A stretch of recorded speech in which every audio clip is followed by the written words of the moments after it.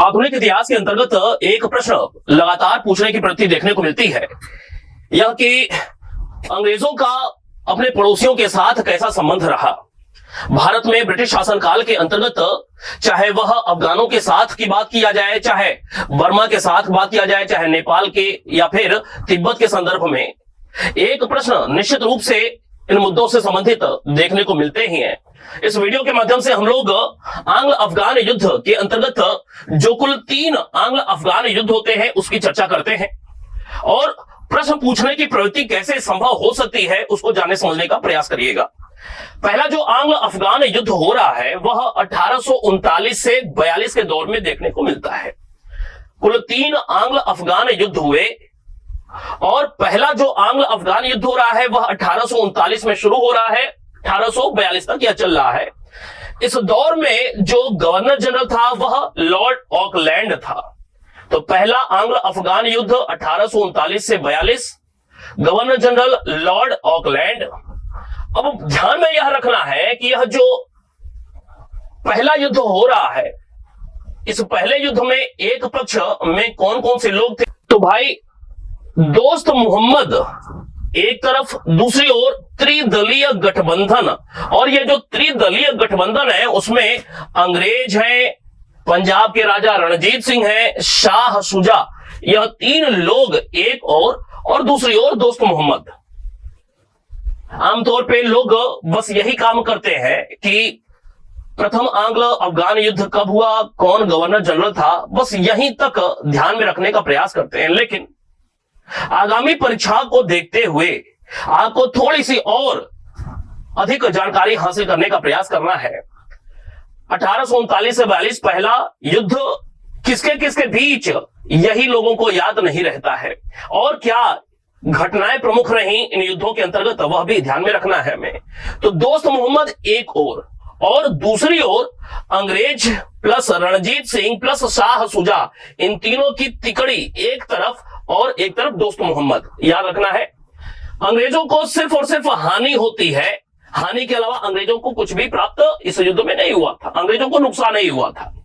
कुशल अकर्मण्यता की नीति अपनाई गई थी। तो कुशल अकर्मण्यता की नीति अपनाने वाला कौन हो गया? ऑकलैंड हो गया। किस समय काल में? ये जो पहला आंग्ल अफगान युद्ध हो रहा है उसी से जुड़ा हुआ कुशल अकर्मण्यता की नीति है, ऑकलैंड के द्वारा अपनाई गई।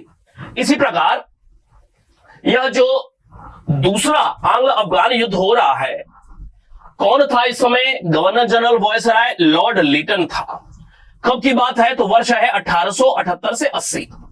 दूसरा आंग्ल अफगान युद्ध हो रहा है 1878 से 80। शेर अली एक और अंग्रेज दूसरी ओर। शेर अली अफगानिस्तान में अमीर और दूसरी ओर अंग्रेज। गवर्नर जनरल या वायसराय हो गया लॉर्ड लिटन।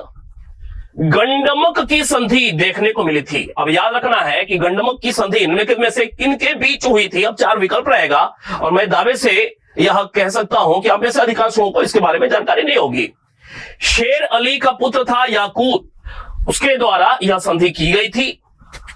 लिटन ने अग्रगामी नीति अपनाई थी। तो अग्रगामी नीति किसके द्वारा अपनाई गई?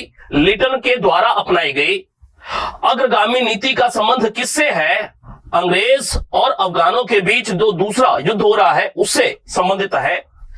अफगानिस्तान में अंग्रेजों का मित्र अमीर बना, अर्थात अफगान अमीर जो था इस संधि के साथ ही, गंडमक की संधि के साथ ही अंग्रेजों का वो मित्र बन जाता है।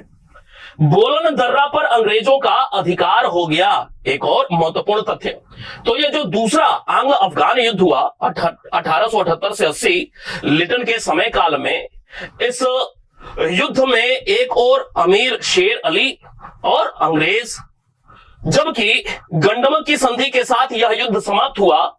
और महत्वपूर्ण बात यह है कि लिटन के द्वारा अग्रगामी नीति अपनाई गई।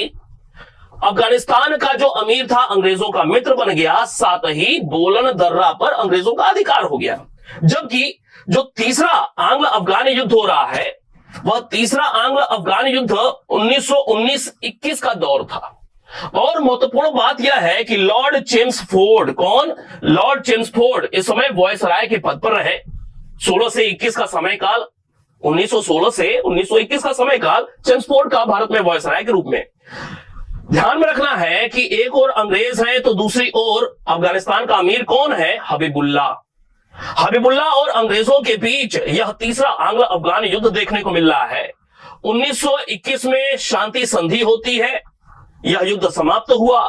अफगानिस्तान को स्वतंत्र विदेश नीति अपनाने की स्वतंत्रता दी गई, अफगानिस्तान की स्वतंत्रता को स्वीकार किया गया, अफगानिस्तान को स्वतंत्र विदेश नीति अपनाने की छूट मिलती है। काबुल और इंग्लैंड के मध्य राजनयिक संबंध स्थापित हुए इस तीसरे आंग्ल अफगान युद्ध के अंतर्गत। तो यह कुल 3 आंग्ल अफगान युद्ध निश्चित रूप से आगामी परीक्षा के लिए न सिर्फ आंग्ल अफगान बल्कि बर्मा के साथ अंग्रेजों का युद्ध या फिर नेपाल के साथ युद्ध और संधि, बर्मा के साथ युद्ध और संधि, तिब्बत के साथ, तो यह अपने आप में महत्वपूर्ण मुद्दे बनते हैं और आपकी जिम्मेदारी है कि बहुत अच्छे तरीके से इन सबको ध्यान में रखें।